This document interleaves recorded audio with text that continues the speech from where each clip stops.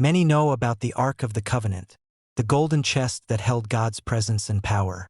But few talk about the man who died trying to protect it. This is the untold story of Uzzah, the man who reached out to help and was struck down for touching what was holy. The nation of Israel was finally united. King David had conquered Jerusalem and made it the capital, the city of God's promise. Now, he wanted to bring back the Ark of the Covenant, the most sacred object in Israel's history, from Kiriath-Jearim, where it had been forgotten for decades. This was not just a political move, it was deeply spiritual.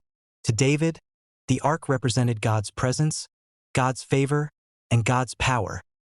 The same Ark that once split the Jordan River and brought down the walls of Jericho. So David gathered 30,000 chosen men of Israel and planned a grand procession. Musicians prepared their harps, cymbals, and trumpets. The people cheered. The Ark was placed on a new cart, and Uzzah and his brother Ahio were chosen to guide it. Everything seemed perfect. As the celebration began, the cart moved forward, drawn by oxen. David danced with all his might, and the people sang praises to the Lord. But somewhere along the rough road, one of the oxen stumbled, shaking the ark. In that moment, Uzzah saw it tilt, and his heart raced. He reached out instinctively, trying to steady the holy ark so it wouldn't fall. To him, it seemed like the right thing to do, an act of reverence. But the moment his hand touched the ark, he fell to the ground, lifeless. The music stopped. The crowd froze in horror. David's face turned pale. The Bible says in 2 Samuel 6 verse 7, "And the anger of the Lord was kindled against Uzzah, and God smote him there for his error." David was heartbroken and afraid. He cried out, "How can the ark of the Lord come to me?" For the first time, David realized something deep. Good intentions can't replace obedience. God had clearly instructed in Numbers 4:15 that only the Levites, using poles, should carry the ark. But David had followed the way of the Philistines, using a cart instead. Uzzah's death wasn't random punishment. It was a reminder of the holiness of God and the danger of disobedience.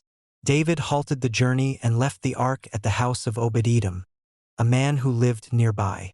For 3 months, the ark stayed there, and something incredible happened. Obed-Edom's house began to overflow with blessings. His crops flourished, his livestock multiplied, his family thrived. When word reached David, he realized God's presence doesn't destroy, it blesses those who honor it. So this time, David did it the right way. The Levites were purified, the poles were used, sacrifices were offered every few steps.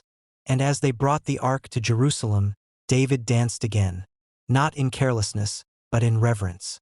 Uzzah's story isn't about God being harsh. It's about the sacredness of his presence. It reminds us that the presence of God cannot be handled casually. Many of us, like Uzzah, reach out with good intentions, trying to help God, trying to control what's holy.